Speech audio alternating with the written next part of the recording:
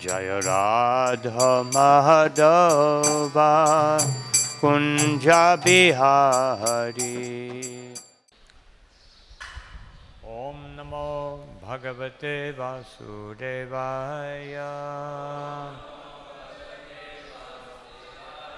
Om Namo Bhagavate Vasudevaya. Om Namo Bhagavate Vasudevaya.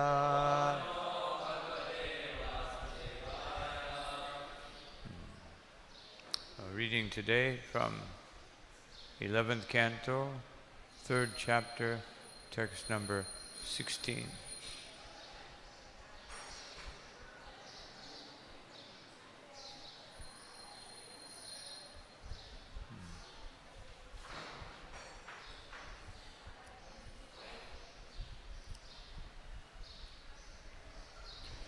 Isha Maya Bhagavata Sargastityantakarini Trivarna Vanitasmabhi Kimbuya Shrutim Ichchasi Isha Maya Bhagavata Sargastityantakarini Trivarna Vanitasmabhi Kimbuya Shrutim Ichchasi Isha Maya Bhagavata Sargastityantakarini Trivarna Vanitasmabhi Kimbuya Shrutim Ichchasi.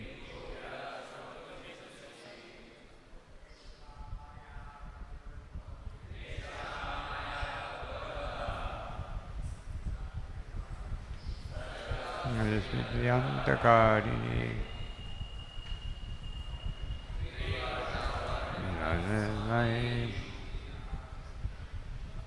Kimbuya Shrutim Ichchasi.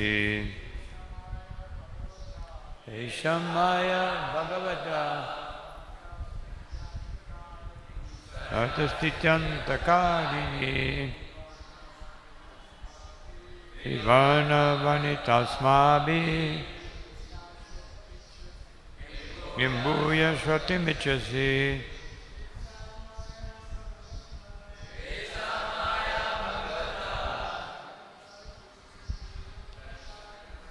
Sargastityantakarini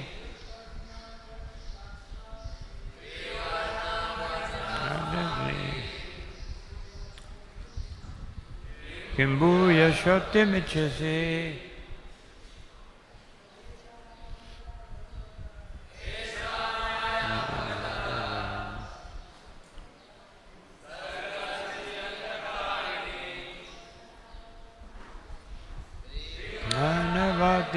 Swami Kimbuya Shrutim Ichchasi. Maya Bhagavata Sargastityantakarini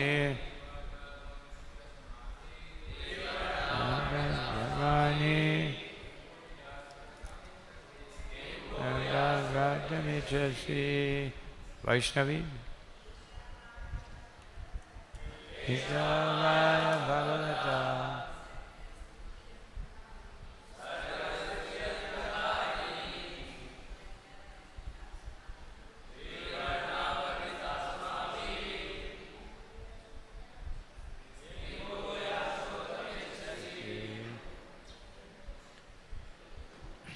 Esha, this Maya, material energy, Bhagavata, of the Supreme Lord, Sarga, of creation, Sthiti, maintenance, Anta, and dissolution of this universe. Karini, the agent. Trivarna, consisting of three modes: goodness, passion, and ignorance. Varnita has been described. Asmapi, by us. Kim, what? Bhuya, further. Shrotum, to hear. Ichasi, do you wish? Translation and purport by the servants of Srila Prabhupada. I have now described Maya, the illusory energy of the Supreme Personality of Godhead. This illusory potency, consisting of the three modes of material nature, is empowered by the Lord for the creation, maintenance, and annihilation of the material universe. Now, what more do you wish to hear? Everyone can please repeat. I have now described Maya, the illusory energy of the Supreme Personality of Godhead.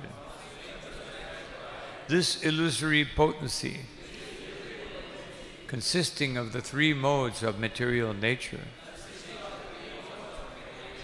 is empowered by the Lord for the creation, maintenance, and annihilation of the material universe. Now, what more do you wish to hear? Purport. King Nimi had expressed to the Navayogendras his fear of the illusory potency of the Lord and had requested a detailed explanation of Maya so that he could avoid becoming a victim at her hands. Now, Sri Antariksha, having described the illusory potency, is suggesting that the king inquire about the means to become totally free from Maya's influence. Not waiting for the king to ask such a question, Sri Antariksha himself is suggesting, now that you have heard about Maya's influence, you should inquire about the process of becoming free from such influence. According to Sridhar Swami, that is the significance of Sri Antariksha's question, Kim bhuya shrotim ichchasi? What more do you wish to hear? Om Jnana-timirandasya Ganam Jana Shalakaya Chakshurum Militam Yena Tasmai Sri Gurave Namah Shri Chaitanya Manobhishtam Stapitam Yena Bhutale Swayam Rupa Kada Mayam Tadati Swapadantikam Namo Vishnu Padaya Krishna Prastaya Bhutale Shrimati Bhakti Vedanta Swami Niti Namine Namaste Saraswati Deve Gauravani Pracharine Nirvishesha Shunyavadi Paschatirishatarine Jaya Shri Krishna Chaitanya Prabhu Nityananda Shri Advaita Gadadhar Shivasari Gaura Bhaktavinda Hare Krishna Krishna Krishna Hare Hare Hare Rama Rama Rama Hare Hare. So, this paragraph describing this verse is a summary describing what has happened so far. So, at the beginning of the second chapter, as it says here, King Nimi is inquiring from the Navayogendras what to do about fear of the illusory energy. Prasad Maharaj, in his prayers to Nrsimhadev, he said, I'm very fearful of this. And then later on he says, I'm not fearful at all. So which is it? No. So Srila Prabhupada explained that. Just like a mother walking with a child by a river. So the mother is not afraid of the river, but she's afraid of the child falling into the river. So Prahlad Maharaj's actual fear was that the living entities are so bewildered by your illusory energy. And this is his fear. So this fear wasn't directly expressed by Nimi, but rather by Vasudeva to Narada Muni, who then told this. Narada Muni is telling this whole episode about the Nimi inquiring from the Nava-yogendras. Now this is, of course, very instructive, because otherwise referring back to previous incidents means that there is some precedent. Just like in law, if anyone, you have a law case, a good lawyer will know many precedents, what happened before, to prove, to give validity, proof that what I'm saying is true. So here, Nimi, the story of Nimi is a proof that what these principles that Narada Muni wants to explain, he's not making them up. It's not coming from his fertile brain, although he has a very fertile brain, and in the right way. We may have fertile brains in the wrong way, but he has a fertile brain in the right way. But still, Guru, Shastra, Sadhu, this is the way we transmit knowledge. We take reference from Shastras, we take reference from previous incidents, previous personalities. The whole Bhagavatam, so many different layers of conversations going on. And these conversations are interesting because it means that the Lord is being revealed. Because no one can understand Krishna directly. Krishna says this so many times. I cannot be understood. No. He can't be understood by Maha-maya, and he can't be understood by Yoga-maya. No. Because by Yoga-maya, he keeps his different associates from understanding him in a way that distracts them from their rasa. No. He doesn't want to distract them from their rasa. Just like Mother Yashoda, when she looked into the mouth of Krishna, Krishna thought, she wants to see dirt, so I will exhibit unlimited dirt. No. Everything about Krishna is unlimited. He wasn't going to show a little clump of mud. He showed the entire universe. And so, is this enough dirt for you, Mata? No. And she became totally bewildered. So much so that she was thinking, is Krishna really my child? She began to think very philosophically. Krishna, I don't like this. No, this is not according to her rasa. This is not according to what I want to feel with my mother. Just like in a family, children relate to their parents in a very sentimental way, according to the love, the exchange of love. They don't look for detailed information about the relationship. No. Let me say, my dear father, you're a lawyer and you work 8 hours a day. No, can you give me some ice cream? No. That's what he's thinking. No. This loving relationship. So, therefore, Srila Prabhupada said, that's why our philosophy is superior. Because most religious philosophies, they see God as the Father. So Srila Prabhupada said, we are not so anxious to see God as the Father. Because then we're taking from Him. Give me, I want this, I need. We want to see God as the Son. Let me give you. So this is superior. We want to see Krishna as the object. Therefore Krishna, when he comes in the form of the deity, we treat him like baby Krishna, like Bala Krishna. We cut up little fruits. We don't give him a mango and expect him to take it and peel it. No. We may give someone a mango here. It's nice to peel the mango, if you know. But Krishna, we cut it up everything is very nice. We bathe him. We do everything. No, he doesn't need to be bathed. His transcendental body, but we bathe him, and Mother Yashoda bathes him, and he covers himself with dust. There's no dust that can touch Krishna. No. Only Chintamani. That dust can touch Krishna. So this is the beauty of Krishna consciousness. So this fear this became the first explanation when Nimi asked when he saw the Navayogendras, he taught us, how do you receive a saintly person? Atta atyantikam shemam. That you are the source of all good fortune. Prichchamo bhavato naga. You can explain. I'm inquiring from you because you are sinless. Therefore, whatever you say will be perfect. Sinful people, they're always planning. What can I get?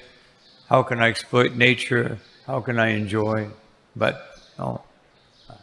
And samsare smin kshanodaapi. Therefore, I want to know how to get out of this samsara. So there he was indirectly expressing fear. Samsara is very fearful. And then he said, how do you do it? He answered himself. Satsanga Shivadir Ninam. The greatest treasure, the greatest benefit in this world is the association of the devotees. So then he inquired, and immediately the answer came. This fearful condition is simply due to ignorance. And then that was explained to him, how I'm coming to a certain point about the rest of the purport. That's why I'm going into this. Bhaya dvitiya viniveshatasya. That bhaya, the fear, comes from dvitiya, avinivesha. That when you see the secondary cause as the primary cause, Maya, when you think that Maya is causing something to happen, she's the instrument by which things happen. But they happen by the will of the Supreme Personality of Godhead. And therefore, this is the illusion. Ishara petasya viparyayo ashmiti. And the result of this is that everything becomes reversed. Then we see Isha as my order supplier. We see the Supreme Lord as that person. That particular verse is where this idea of order supplier comes from. And we convert the Lord into order supplier. So many people come here, they take darshan. Some are coming to worship Krishna as their Lord and make some offering. Just like Rupa Goswami says, whenever you come to the temple, you should bring some offering for the deity. Some offering. If you don't have anything, then you offer some prayers. A sadhu may offer prayers. A person who has some opulence, they should bring something. And don't bring the cheapest thing. Like, patram pushpam palam toy. Oh, Krishna just needs some leaves. Let me bring some leaves or some water. No. Bring what you can. Make it a sacrifice. And not something, let me do the minimum for Krishna. Let me figure out what's the minimum I can do. But yeah, so this illusory energy does this. Tanmayayato Buddha abhajatam. But to overcome Maya's influence, we awaken our intelligence, and then bhaktyayesham gurudeva tatma. We engage exclusively in the process of devotional service, following the orders of the spiritual master, who is my worshipable deity. So he goes on to explain that all this is because of illusion. And we give up this illusion daytime illusion, no, diyadyatur swapna manorato yata. We have no trouble seeing nighttime illusion. This is a dream. But we don't see the daydream. We think this daydream is real. No. But Bhagavatam says, no, the daydream, no, what I'm trying to achieve, what I want, family, friends, society, all this is a daydream. No. Now one may say, wait, what about family? I love family. Family is very wonderful. Yes, it is wonderful because we're substituting it for Krishna. We have to have something. We have to have something in which we put our full faith and our full effort. No? So if we don't have Krishna, we will find something, country, politicians, soldiers, no, nationalists, they will put it in the country. Most people will all put into their family. No?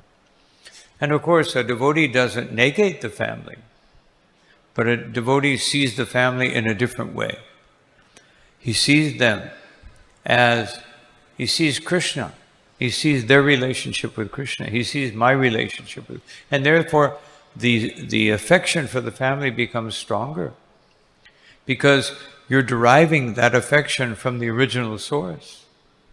It's not just based on the bodily connection and psychological imposition of instinct, which we find in the animals.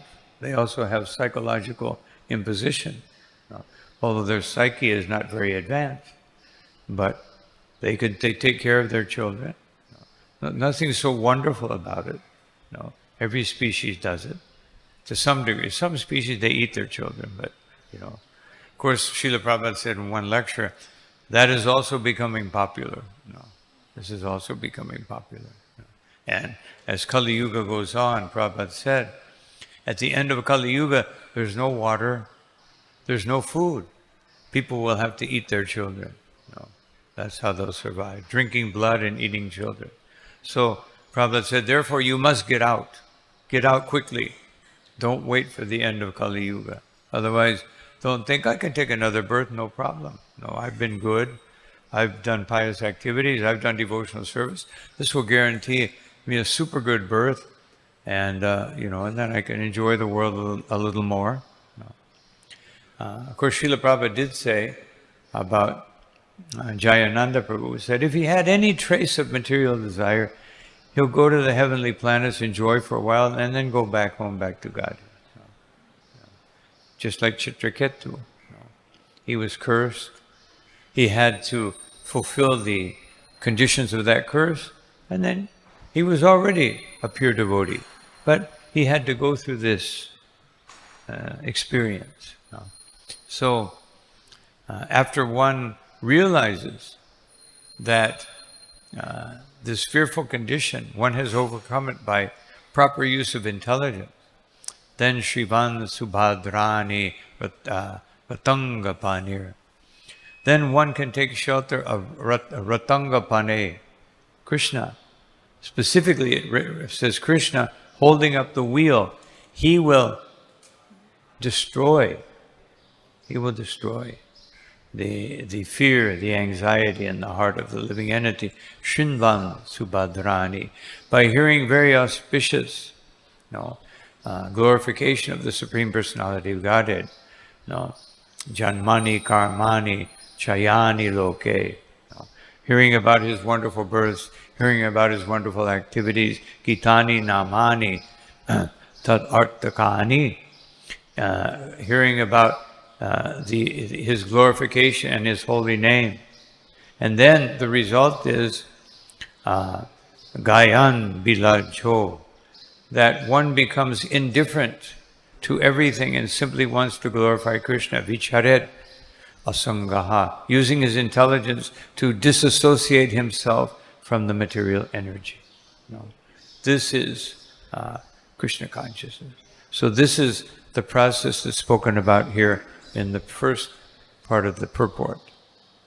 So then the following is a summary of Srila Bhaktisiddhanta Saraswati Thakur's explanation of this process of annihilation described in the previous verses.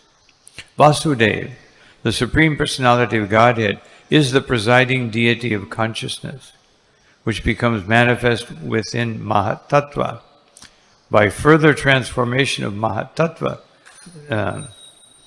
becoming manifest within Mahatattva, means the potency of this deity of Vasudeva. He does not actually come into material nature, no. But in his incarnation as consciousness, he enters into material nature, which is actually his energy. Just like time, it says that time is Krishna. It's actually his energy. But because it represents him perfectly and it makes everything happen, Krishna is the source of all activities and everything that's happening. So same process. And then from the Mahatattva, the threefold false ego appears as follows. From Vaikarika, Vaikarika means the aggregate of living entities. False ego in the mode of goodness appears. The 11th sense, the mind, whose presiding deity is Aniruddha. 2, from Taijasa, false ego in the mode of passion, comes intelligence, whose presiding deity is Pradyumna. And the 5 working senses and the 5 knowledge-acquiring senses with their various presiding deities.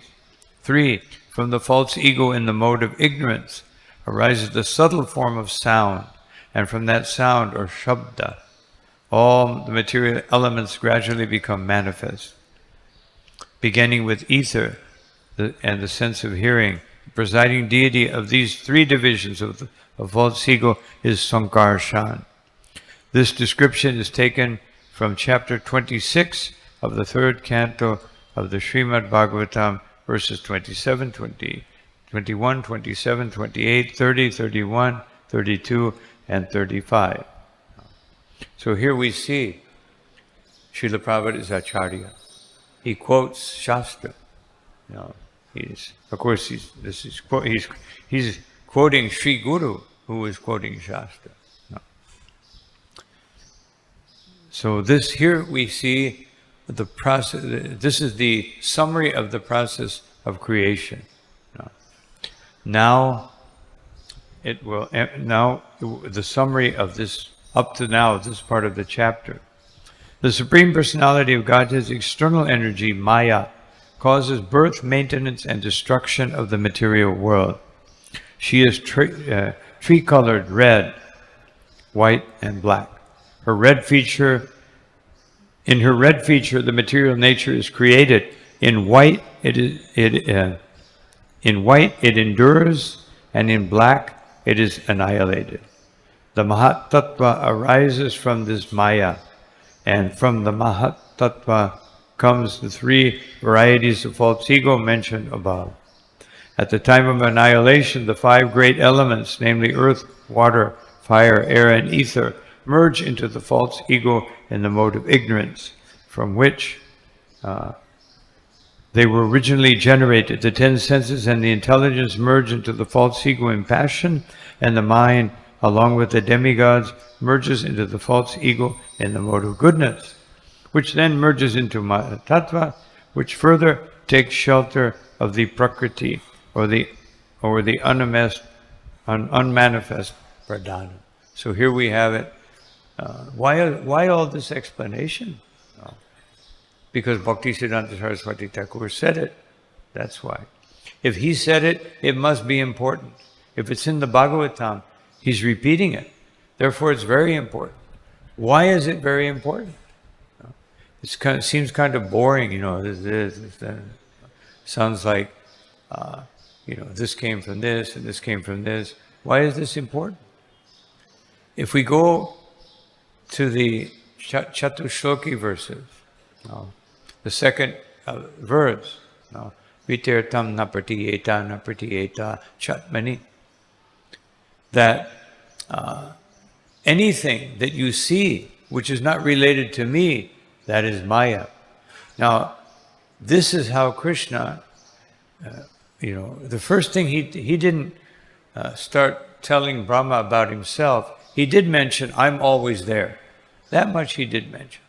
But the first thing he did was explain Maya. Because you have to know what will keep you from understanding me. Therefore, we see in the beginning of Bhagavad Gita, we see that Krishna is explaining Sankhya Yoga. We're not this body. You have to explain this. Otherwise, people will never get out of this Maya. Therefore, Brahma, when he's in the process of creation, he from his shadow, he creates five things. Tama, Tamisra, Andha-tamisra, Moha, and Maha-moha, or Mahatama. Not Mahatama. Mahatama is a great devotee, but Mahatama, that is extreme ignorance. So these things manifest in the following way. That first, Tamisra, the most dangerous. I'm thinking that I am equal to the Supreme. And Andha-tamisra, I don't believe in the Supreme. Blind ignorance. First was awakened ignorance. I see the Supreme, I'm equal. Then blind ignorance. Everything ends at the time of death. Then Tama, I am the body. And then Moha, I want to enjoy this body. And then Maha-moha, I am mad after sense gratification. Srila Prabhupada explains this very clearly, 3rd chapter, 20th verse, text number 18, which is also found in Vishnu Purana, another 2 verses explain. These are all very technical things. But the point is that Krishna, in the most essential verses of the Bhagavatam, from which the Bhagavatam expands, the first verse he speaks about himself. And therefore, just as things are explained in the reverse order here, then Krishna explains everything in reverse order. First, ignorance, a reflection in darkness. Everything you're seeing here is a reflection in darkness, which, by the way, Jiva Goswami mentions, that this is the proof that the living entity is different from the Supreme Personality of Godhead. Because if the light is reflected in the darkness, that means it is different from the light. And therefore the light, the Supreme Personality of Godhead, the living entity, the Jiva Maya, must be different. So therefore, he says that actually Krishna was declaring indirectly in this verse speaking about Maya, the greatness of the Supreme Personality of Godhead and how he is superior to anything within this material world. So this is also recommended in the Bhagavatam. Abhraham bhuvanaloke punar avartino arjuna, that from the highest levels, Brahmaloka, down to the lowest planet, mode of ignorance, lower planets, everything is material. But mamupetya tukonteya, if you come to me, if you attain me, if you understand me, then punar janma navidyate, then you won't take birth again. Otherwise, this is interminable, birth and death in the material world. So these warnings are there everywhere, again and again. And this whole chapter up to this point was emphasizing how dangerous Maya is. Why is that? Why repeat it? Why so much detail? So I've told this story, but maybe some of you haven't heard it. I was preaching to one professor. I don't know if I was really preaching to him because he was pretty puffed up. So he said, "Can I speak with you, Swami?" Okay. So we sat down. Why does Swami Prabhupada keep saying, I'm not this body? I mean, I got it the first time. I understood it the first time. Why does he keep saying it? So I was thinking, how will I explain it to this man who will just argue with me unlimitedly? So he had some cigarette pack in his pocket. I said, can I see your cigarette pack? I think he was thinking, oh, Swami wants to smoke. No. So I took it. I said, you see here? I said, how long have you been smoking? Oh, he said, maybe 30 years. So I said, you see right here, it says, smoking cigarettes is hazardous to your health. How many times have you seen this message? No. Oh, many times. But you're still smoking. No. And therefore, the message has to come again and again. So you may theoretically understand you're not this body, but you're still acting, you're so addicted to the body that you have to smoke cigarettes. No. And he said, all right, I accept. No, didn't want any more preaching. That was, that I got my quota. So the same thing. Again and again this is mentioned. Every time that Krishna is glorified by the demigods, by devotees, the first thing that is mentioned is you are the source of material creation, you are the source of the modes of nature. Otherwise, you go back to the basics so that people don't jump to Rasa Lila. No. You go to the basics. Or when we preach Krishna consciousness, we preach Bhagavad Gita. If you look, even in Chaitanya Charitamrita, practically half of the verses are from Bhagavad Gita. And not quite half, more from Bhagavatam, because it's a very advanced literature. You look at Srila Prabhupada's preaching, practically, a good portion of his preaching is all quoting Bhagavad Gita, because he's preaching to the world. And this is the purpose of this movement. This movement is not, to delve deeply into rasas. That's also there. But that's there for devotees who reach that platform. But our preaching, our mission is to give Krishna consciousness to the world. And of course, along with that, we should try to make sure that those who take it up, we maintain them nicely. Otherwise, then they will become embittered, as Prabhupada said. That's another subject matter. So this is the reason that all this is happening, all this is being said. As Narada Muni said to Vyasadeva, he said that tasyaiva heto prayatitako vido nalabhyate yad brahmatam uparyada, that an intelligent person will look for that thing which is not found in this world. Which it means that we're all very foolishly looking for something in this world. And therefore, those who chant Gayatri Mantra, it begins by saying you have to go beyond the gross and the subtle layers of existence. Begin, first line. And it begins like this. You have to go beyond this material nature. So, because tal labhyate, dukavad anyatra sukham kalena sarvatra gabira ramasa.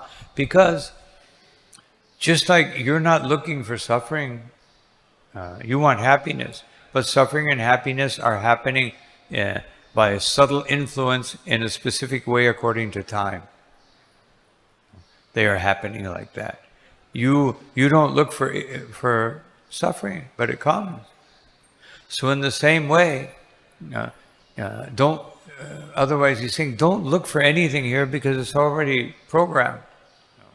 Look for that which is beyond this material world. Then you will be happy.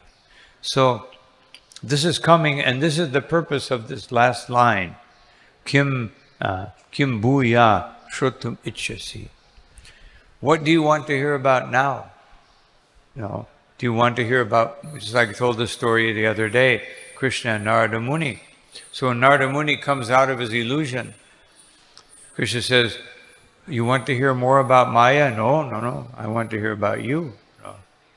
Because, here King Nimi is being asked, what do you want to hear about now? But really he's telling him, now you should hear about how to get out of Maya. I explained all these details to show you how complex it is. Now you should understand the science of how to get out. No. So then the last paragraph, I'll just read it very quickly because we should read the purport here. Just read it quickly because it's basically summarizing what summarizing because we should understand the complexities of this world. And also, it gives credit. This last paragraph gives so much credit to Krishna. Scientists think we've discovered mitochondria, we've discovered this, we've discovered DNA, RNA, this and that. But this is how can they take sound out of air, out of ether? Can they do that? No. Can they do that? No. Can they take touch out of air? Can they do that? No. So here we see Krishna, the supreme scientist. As described above, each of the gross elements is wound up when its distinguishing quality is removed. So no one can remove a distinguishing quality. No. The wind can do that to some degree.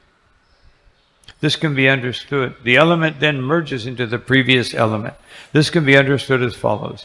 In space or ether, there is the quality of sound. In the air, there are qualities of sound and touch.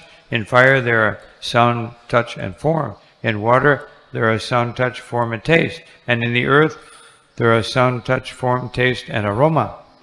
Therefore, from the ether down to earth, each element is distinguished by the addition of its own unique quality called guna vishesham.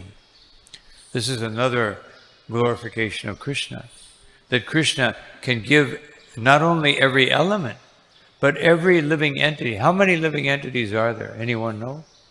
Anyone have a count? It says, the Bhagavatam says, Lord Brahma in his prayers, how many snowflakes are there? How many drops of rain are there? How many atoms are there? Who can count? That's how many living entities there are.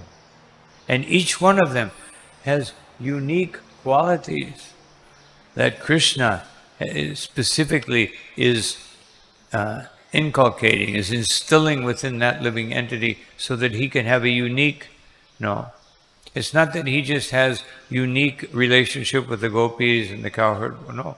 He has unique with every living entity. How capable is Krishna? Just like we may have a relationship with 20, 30 people, you may be a big, movie star or something.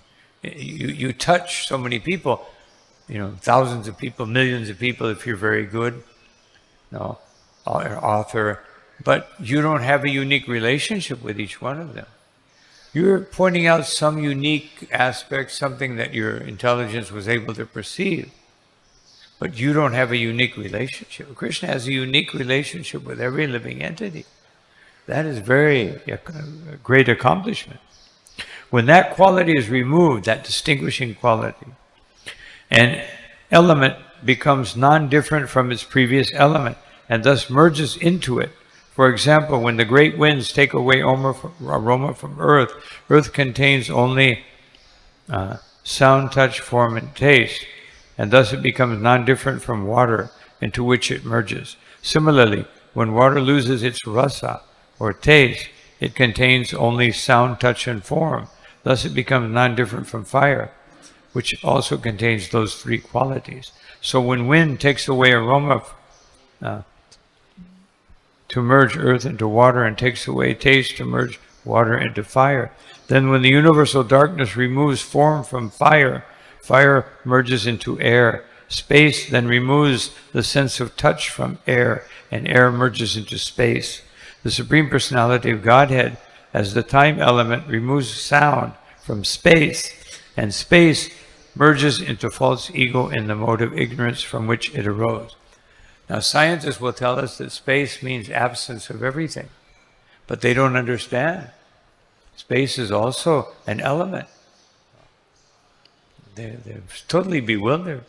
They think the mind is the soul. They think that space is the ultimate irreducible existence. We're looking for Krishna, and they're looking for this. We're looking for the biggest, who's also the smallest. And they're looking for, some little particle. And if we find this particle, then we'll be able to explain everything. But the more they delve into it, actually when I was studying physics, that's why I quit. Because we went to the nuclear reactor and saw these little things going through some gas. I said, how do we know what that is? We can't see it. It's smaller than an atom according to your calculation. So how can we see it? Oh, it must exist because this formula created this, and therefore. So I said, this sounds like religion. At that time I was a little bit agnostic. So I said, this just sounds like religion. You want me to believe something I can't see, I can't perceive? No. Of course, later, by Srila Prabhupada's mercy, I understood how to perceive Krishna through the holy name. We're very fortunate to have that opportunity. So, they can't do these things. How will they murder? Of course, they talk about black holes. Now, maybe a black hole is Krishna's hint that there's something beyond space. So, but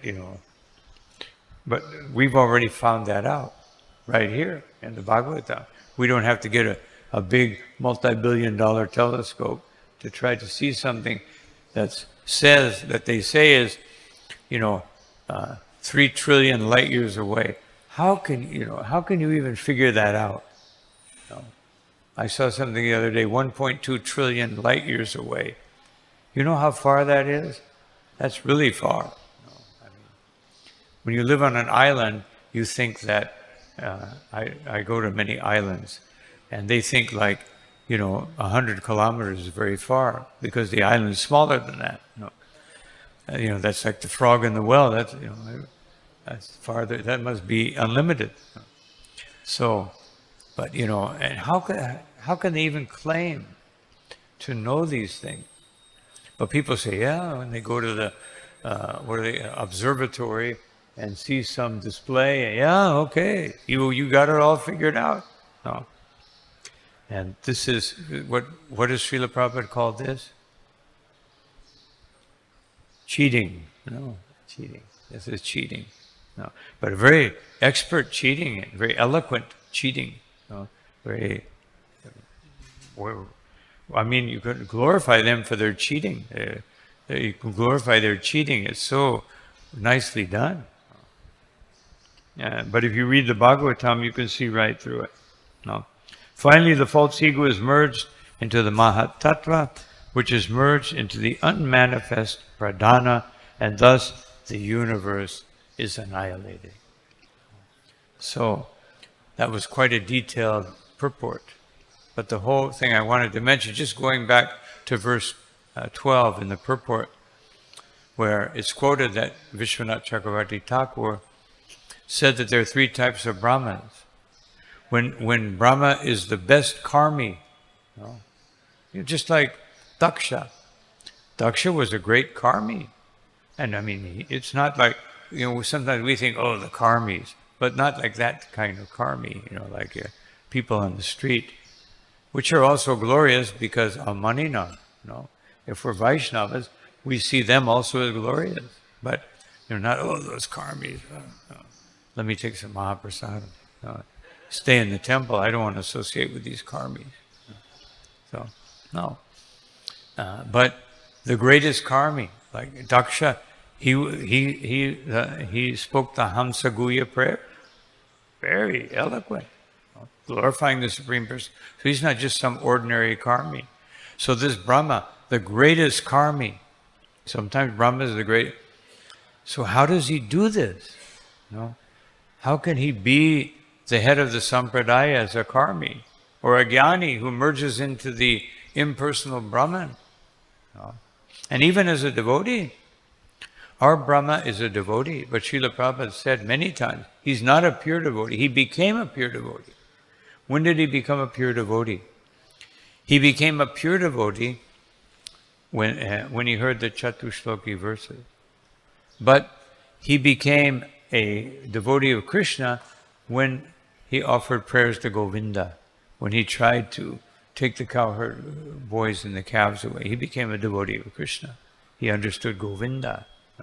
And so, very special.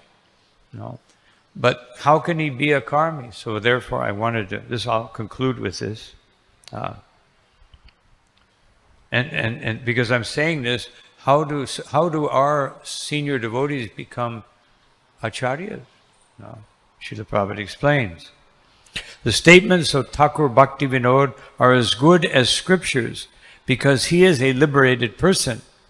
Generally, the spiritual master comes from the group of such eternal associates of the Lord. But anyone who follows the principles of such ever liberated persons is also as good as one in the above mentioned group. So that's how we do it. Otherwise, how can we tell anybody what to do? Because we're hearing from Srila Prabhupada, and Srila Prabhupada is hearing from the Acharya. And this is the parampara.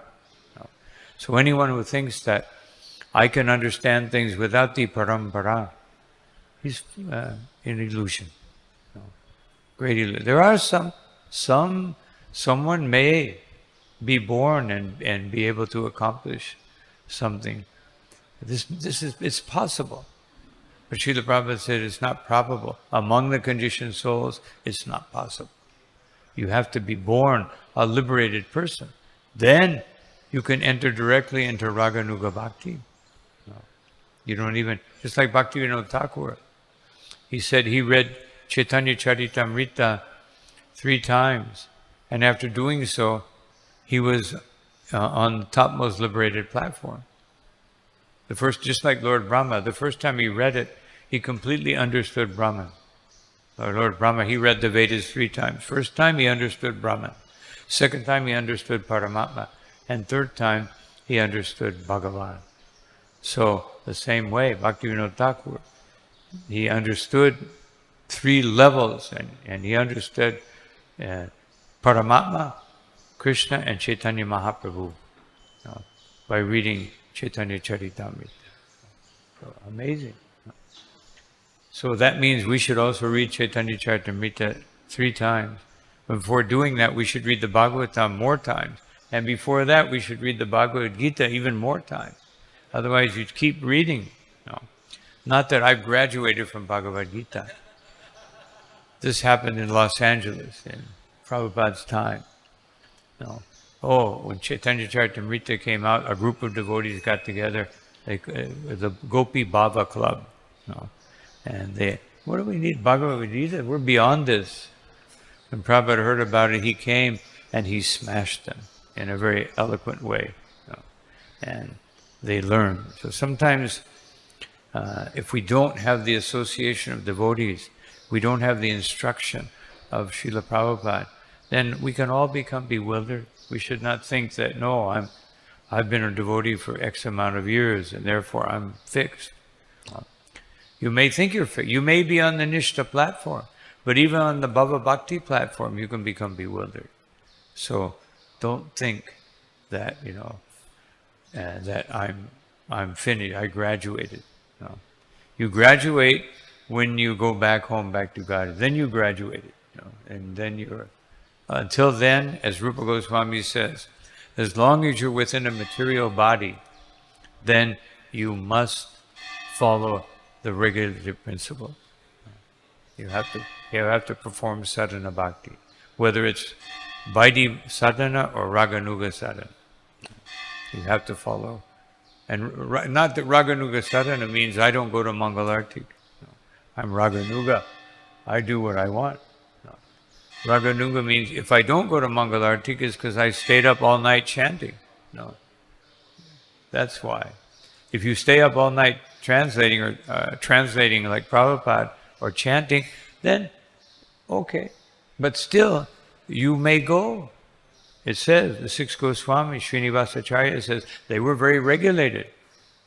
Chaitanya Mahaprabhu, the Supreme Personality of Godhead, experiencing Radha Bhav and Gopi Bhav and Manjari Bhav. He was very regulated. He was very careful. He gave the example. This is Acharya. So he taught us these things. So these are some thoughts on this verse. I will stop here. Any comments or questions?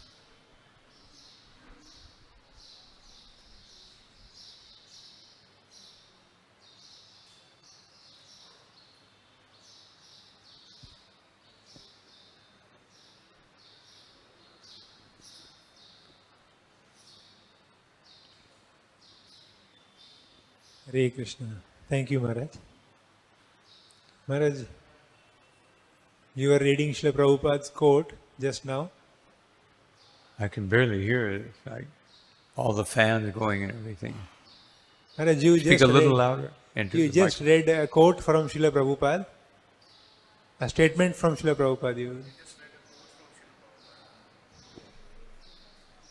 So, and you were mentioning that Srila Prabhupada is saying, one who is following the principles of Guru Parampara Acharyas, he is also perfect.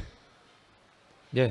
So I was remembering, I think it is in NOI 5, Nectar of Instruction, Purport 5, where Srila Prabhupada says if you accept a spiritual master who is not so advanced, then you should understand that he will take you to that level only. What was that last?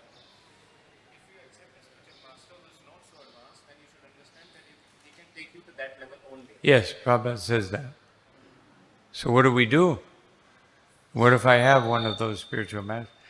Well, that's what we have Srila Prabhupada's books. We have Srila Prabhupada's presence as the Acharya, who is a certified Maha-bhagavat. No.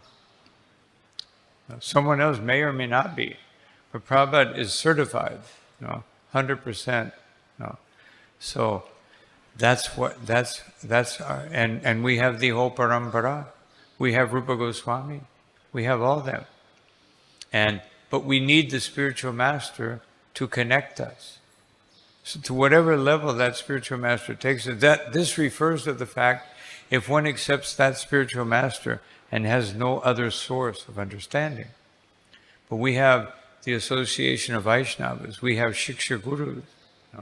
This is the beauty of living in a society of devotees, that we have so much nectar, and especially we have Srila Prabhupada as the Acharya, founder Acharya. Founder Acharya means the person who's giving the foundational principles, the foundation of our movement and the foundation of our understanding.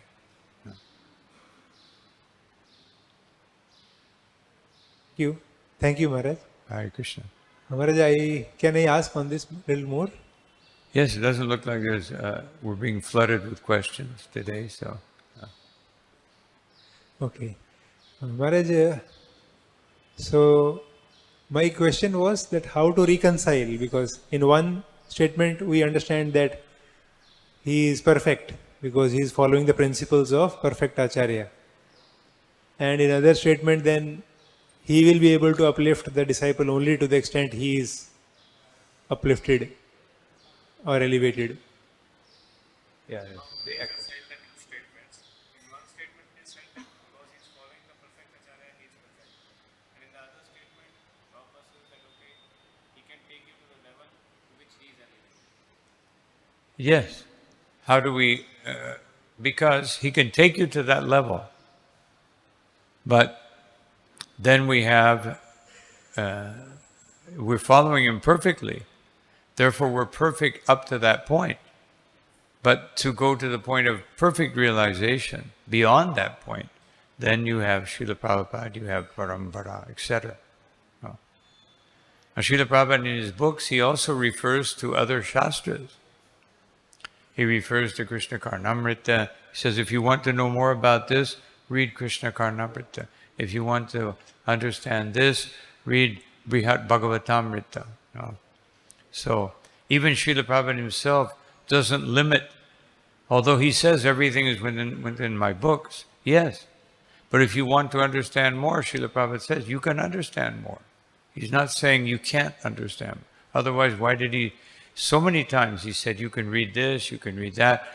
In 1968, Srila Prabhupada said, the books of Bhaktivinoda Thakur are essential for understanding Krishna consciousness. We must translate these books. So Prabhupada gave a summary of Bhaktivinoda Thakur. And now so many devotees have been translating. So if we have these books, commentaries, and we understand them through Srila Prabhupada, then we have a very wonderful opportunity to understand so many things. Of course, many devotees, like myself, may have so many things to do that I'm very fortunate if I can read Srila Prabhupada's books. But if somebody has a very inquisitive mind, they can, Prabhupada said, yeah, you can read this, you can read, but you read it through the lens of Srila Prabhupada, not through the lens of my mental speculation or my intellectual exercise. No. You read it through the eyepiece of Srila Prabhupada.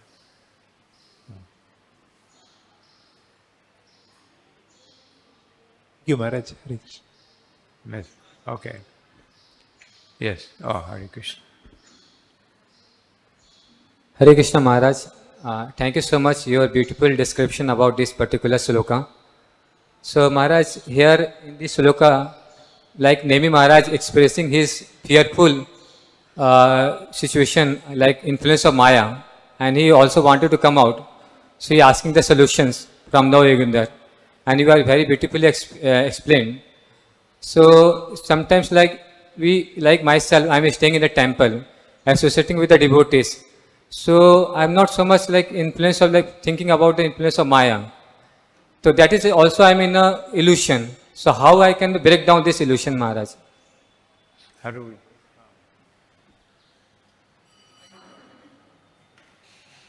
It was hard to hear with the echo. Hare Krishna Maharaj. My question is that here Nemi Maharaj was fearful about the influence of Maya. Okay, so he wanted to come out from this influence of Maya. So now Yoginder Maharaj explained everything to him. So sometimes like when I am staying in the temple or associating with the devotees, taking the darshan of the Lord, so sometimes the illusion is coming to me that, oh, okay, I am also like, there is no influence of Maya. But also I am inside the Maya, so how I can break down this? I heard.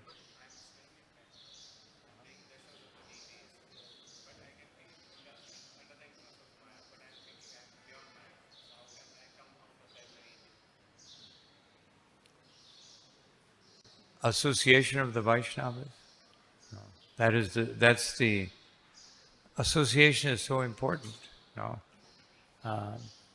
because my perception of the deity is up to the degree of my understanding. My perception, even my reading of Srila Prabhupada's books, although they're perfect, is subject to interpretation of my mind, my likes and my dislikes. No. What I accept and what I reject. So therefore, association always guarantees what we can get a fuller understanding. We don't get stuck in the limitations of my mind and my intelligence, which are very limited. Of course, sometimes we think they're very great. That's another problem.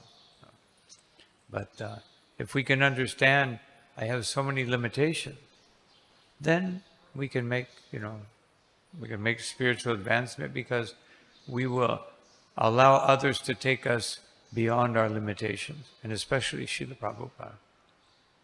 And others will help us to understand, did I understand Srila Prabhupada? No. We should think like that. No. I think I understood, but let me make sure. That's why Srila Prabhupada wanted so much that there be questions and answers. No. But sometimes we're afraid to ask a question because we think, devotees will think, I don't know, and therefore I won't ask a question. But we should think I don't know. No. Just like when Narada Muni wanted to know who is the greatest devotee. So Vishnu sent him to one devotee. He said, he is my greatest devotee. Tell him that he's liberated, he can come to Vaikuntha. So Narada Muni went and said, congratulations, you were promoted to Vaikuntha. And he said, I don't know Vaikuntha. I don't know what that is. I only know the instructions of my spiritual master. No. If my spiritual master says, go to Vaikuntha, I will go. And if he says, go to hell, I will also go. No. So, and then Narada Muni understood that this is parampara. No.